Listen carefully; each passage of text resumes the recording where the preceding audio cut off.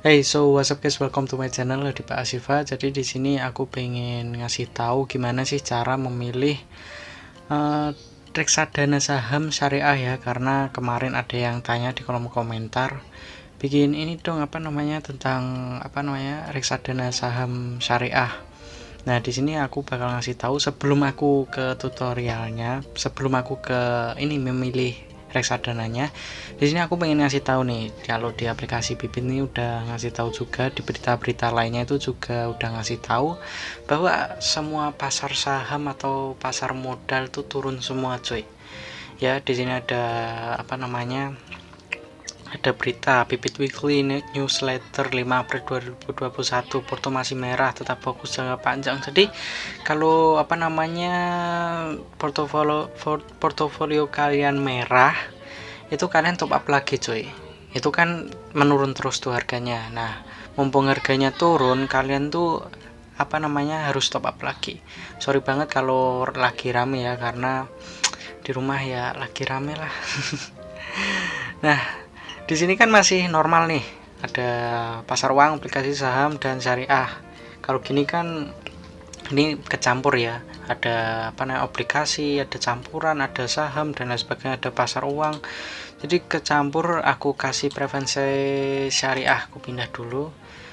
Nah, ini udah ya, udah pindah ke syariah. Kalau lewat robot advisor ini aja langsung minimal tuh 100.000 ya guys, dan kalian bisa gunain kode referral Hardipa23, nanti bakal aku tulis di sini. Nah, ini udah produk reksadananya itu udah menjadi syariah ya, halal.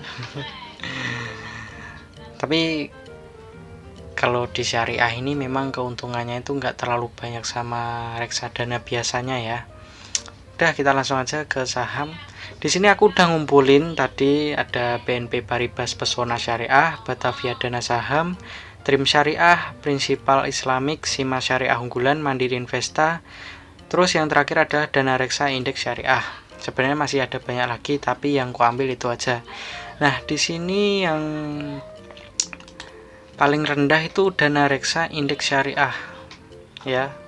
Nah, ini karena ini Bibit tuh sudah sudah mengelompokkan, jadi yang terbaik itu ada di atas, dan yang agak kurang bagus lah, belum bukannya nggak bagus banget ya, tapi nggak direkomendasikan oleh pihak Bibit, itu yang paling bawah.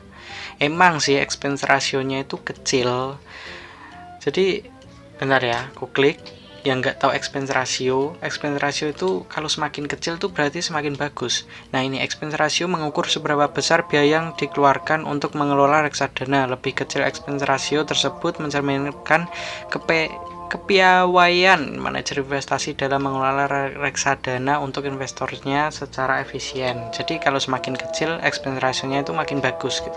Tetapi di sini kalian bisa lihat, sorry ya, ada ikomat.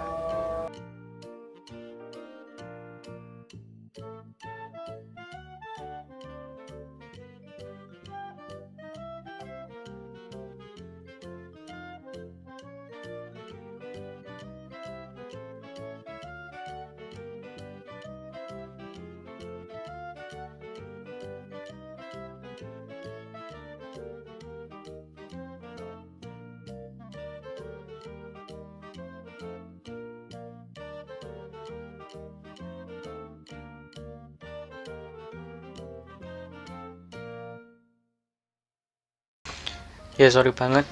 Emang nggak tahu kenapa masjid di rumahku itu kalau ikomat tuh selalu telat, coy. Padahal yang lainnya tadi udah 15.00 tuh sholatnya itu udah selesai. Nggak tahu nggak tahu kenapa sih. Tapi ya kita menghargai, kalau dia azannya telat atau ikomatnya telat ya kita menghargai aja gitu. Kita lanjut lagi ya. Kenapa Dana reksa indeks syariah ini tidak direkomendasikan? Karena walaupun expense ratio-nya kecil, tapi total AUM-nya ini kecil banget, cuy. 39 ya. 39,17 billion. Jadi kecil banget, dan ketika ada kemungkinan bangkrut, itu ya udah dananya hilang gitu, nggak ada apa namanya backupan atau lain sebagainya gitulah. Terus kita ke atas ya. Kalau kalian lihat expense ratio-nya ini besar-besar ya, 4, 3. Nah, di sini yang paling direkomendasikan adalah BNP Paribas Pesona Syariah ya. Di sini aku udah nulis expense ratio-nya 2,68% dan total AUM-nya 863 ya. Ini besar banget. Terus kita buka, kita lihat. Nah, trafficnya ini kan kalau gini kan kelihatan ini 2020 kan awal-awal apa namanya corona gitu ya. Terus dia berhasil naik dan ini turun lagi karena emang pasar modal, pasar saham saat ini tuh lagi turun semua coy. Nggak cuma syariah, tapi yang biasa aja juga turun semua gitu. Nah, kalau kita lihat 3 tahun ke belakang, 5 tahun ada nggak sih? Nah, 5 tahun ke belakang ini udah lama banget ya. Kita coba 10 tahun ke belakang. Nah, dari 10 tahun ke belakang coy, kita lihat ini emang turunnya segini ya. Kita lihat ini 2011 dan sekarang naiknya segini coy. Bayangkan kalau kita investasi di awal sini 2011 dan sekarang 2021 untungnya banyak coy, beneran. Tapi kita ambil aja 3 tahun ke belakang ya, 3 tahun ke belakang. Nah, di sini 2018 coy.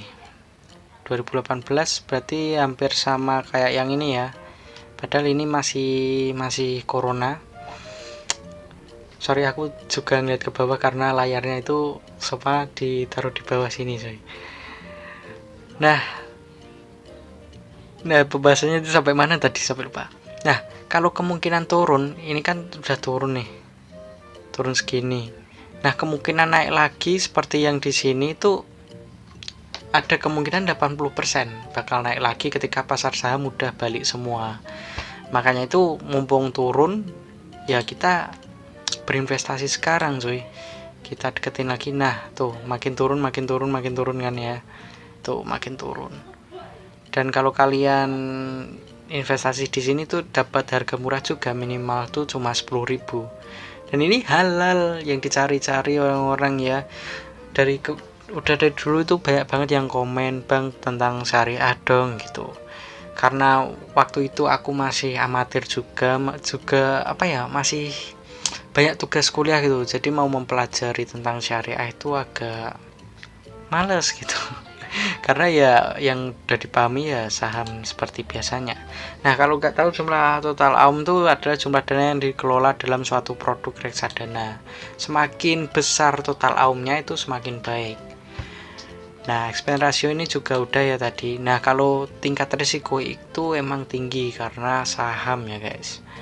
Nah, kayaknya udah sampai gitu aja pembahasan saat ini ya tentang reksadana syariah. Kalau kalian pengen syariah yang memang halal ya, orang Islam ya pastinya, kalian bisa pakai BNP Paribas Pesona Syariah. Ini direkomendasikan karena dari total AUM yang udah banyak banget, terus expense ratio-nya itu juga kecil, cuma 2,68. Udah gitu aja, jangan lupa follow Instagramku juga, Hardipaya Asifa. Dari tadi juga notif masuk terus gitu ya, banyak yang follow. Thank you yang udah follow. Dan jangan lupa kalian subscribe channel ini, like channel ini, dan share channel ini biar berbagi ilmu dan selamat berinvestasi. Keep smile and be happy.